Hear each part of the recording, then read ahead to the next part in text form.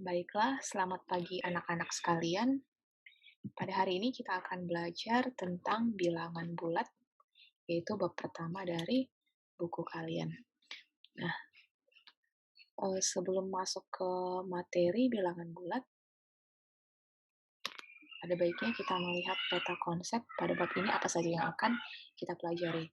Nah, jadi pada bab ini kita akan mempelajari ini beberapa subbab, yaitu yang pertama bilangan bulat dan operasinya, di mana dalam subbab ini kita akan belajar tentang bilangan bulat berdasarkan konsep muatan dan berdasarkan garis bilangan. Nah, berikutnya juga kita akan belajar tentang bilangan berpangkat bulat, pecahan, dan operasinya, yaitu konsep pecahan dan operasi pada pecahan. Nah, sekarang kita mari belajar tentang subbab yang pertama, yaitu bilangan bulat dan operasinya. Nah, apa itu bilangan bulat? Waktu SD, pasti semuanya udah pernah belajar tentang bilangan bulat ya. Karena ada beberapa macam bilangan, kalau kalian buka buku SD-nya lagi ada bilangan asli, bilangan caca, bilangan prima, dan lain sebagainya. Nah, di kelas 7 ini kita akan bahas lagi mengenai bilangan bulat. Apa itu bilangan bulat?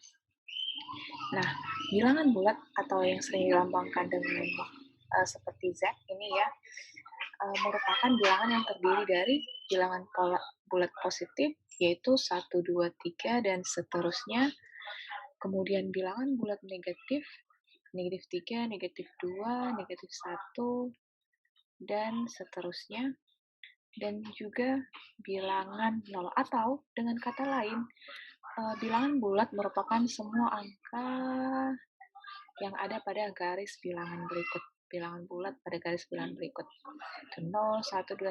Ini bukan berarti sampai 10 ya. Ini tidak terbatas. Berlanjut.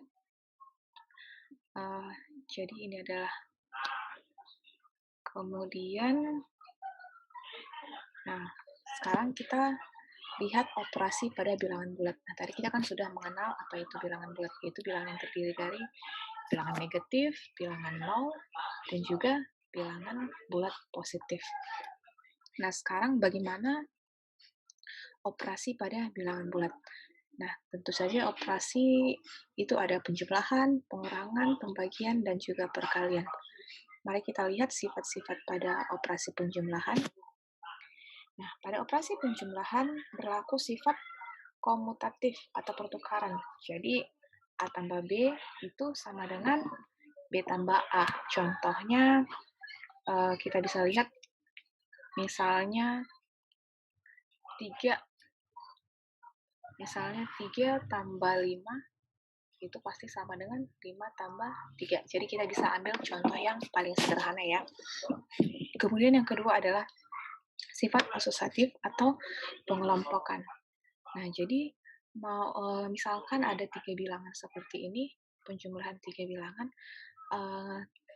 tidak peduli kamu mau jumlahkan dari yang ini dulu, kelompok kedua dulu, atau kelompok yang depan dulu, itu hasilnya pasti sama. Nah, untuk contoh misalnya kita ambil 1 tambah 3 tambah 7.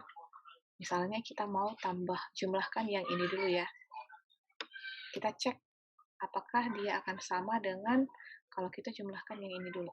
1 tambah 3 tambah 7, apakah sama? Kita lihat ya, 1 tambah 3 itu 4 tambah 7. Ini 1 tambah 3 tambah 7, 10. Nah, ini hasilnya 4 tambah 7 adalah 11. 1 tambah 10 juga 11. Nah, jadi dalam penjumlahan kita bisa ganti-ganti. Mau yang pertama dulu, 2 angka pertama, atau 2 angka yang berikut. Yang terakhir juga hasilnya pasti sama. Nah, sifat yang ketiga, penjumlahan dengan nol, atau ini sering juga disebut dengan unsur identitas penjumlahan. Nah, contohnya A tambah 0 sama dengan A, negatif A tambah 0 sama dengan negatif A, 0 tambah A sama dengan A, 0 tambah negatif A sama dengan negatif A. Atau dengan kata lain, bilangan apapun, jika dijumlahkan dengan 0, hasilnya adalah bilangan itu sendiri. Contohnya, 0 tambah 2 itu pasti sama dengan 2. Atau min 3 tambah 0 itu hasilnya pasti negatif 3, gitu ya. Nah, itu sifat-sifat operasi penjumlahan.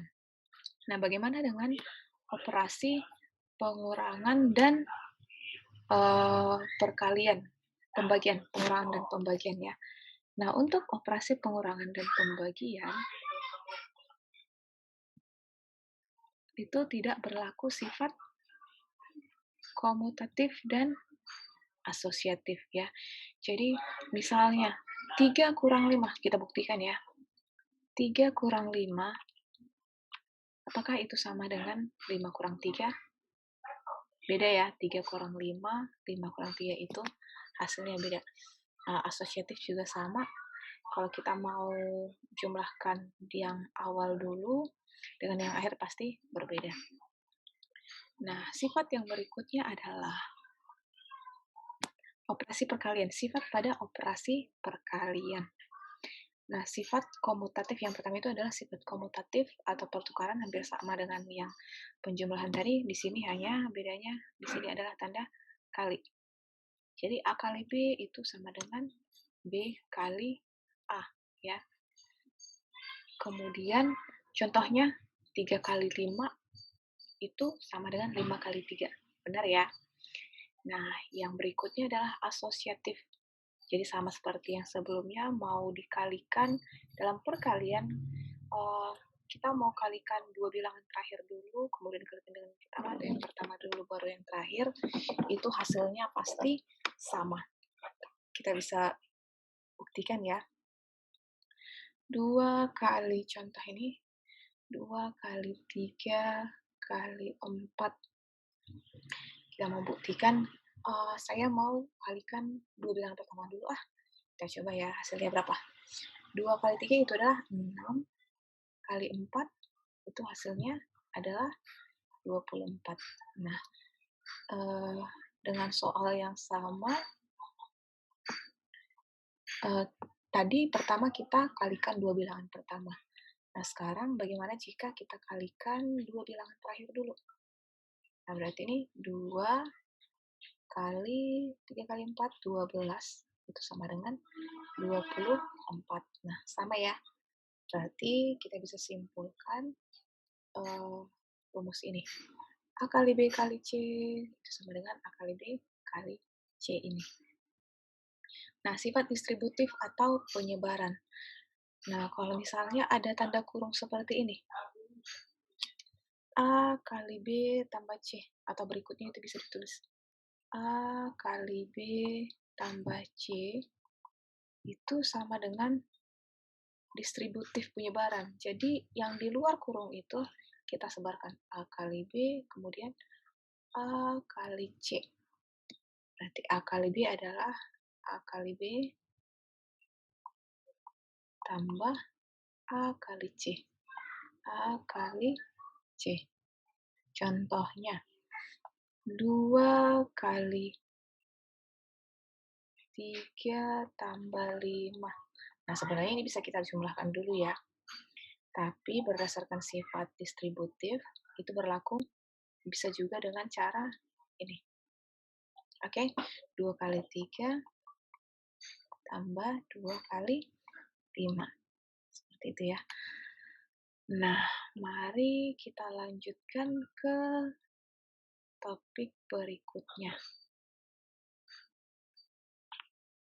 Yang berikutnya kita lihat, kita ingat kembali.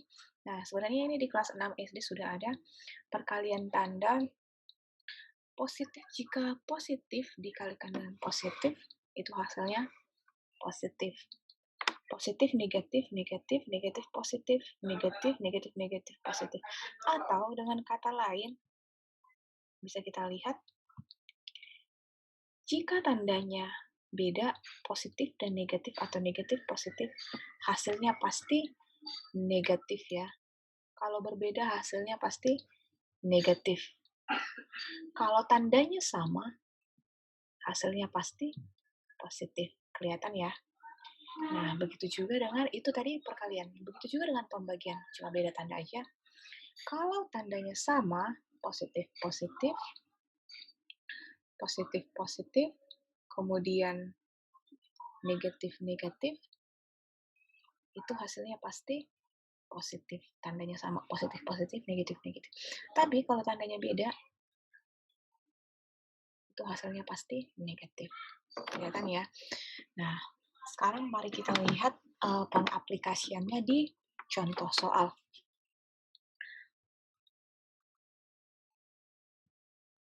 Nah, sekarang kita masuk ke contoh bagaimana menyelesaikan operasi penjumlahan, pengurangan, perkalian, dan pembagian dengan melibatkan seperti yang sudah kita bahas di awal tadi, garis bilangan ataupun bilangan bermuatan.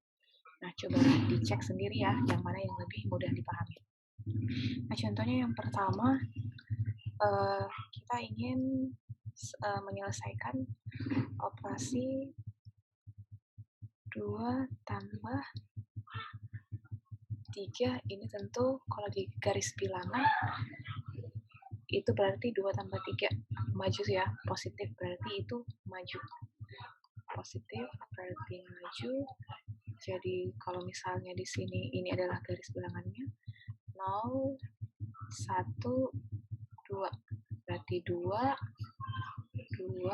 tambah 3. 1, 2, 3. Berarti ini adalah posisi bilangan 2 tambah 3. Berarti hasilnya adalah 5. Itu kalau dia bilangan positif, lebih mudah ya. Tanpa menggunakan garis bilangan pun pasti semua sudah bisa menyelesaikannya. Nah, sekarang coba kita lihat jika ada bilangan negatif. Nah, 2 misalnya. 2 tambah negatif 3. Nah, biasanya kalau ada bilangan negatif, itu dia adalah positif berarti maju, negatif berarti berbalik arah ya. Atau jika kita menggunakan bilangan bermuatan, anggap ini adalah positif adalah bilangan yang bermuatan positif, dan negatif ini adalah yang bermuatan negatif sesuai dengan namanya ya. Jadi ada 2 bilangan yang bermuatan positif. Coba kita gambarkan 2 bilangan positif, kemudian ada 3 yang bermuatan negatif. Nah, ada kalanya ini lebih mudah dipahami ya, negatif. Nah, di mana jika dia berbeda tanda, itu akan saling menetralkan. Nah, di IPA itu akan belajar ya tentang bilangan yang bermuatan positif dan negatif. Nah, jika positif dan negatif ketemu, itu akan saling menghilangkan atau jadi nol. Berarti ini jadi nol, ini jadi nol, berarti hasilnya apa? Satu bilangan bermuatan negatif. Negatif 1. Bisa ya?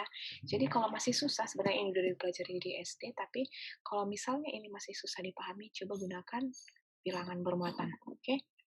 Nah, yang kedua, bagaimana jika tulisannya begini? 2 kurang 5. Ya sama aja ya. 2 kurang 5 berarti 2, ini sudah pasti bilangan positif.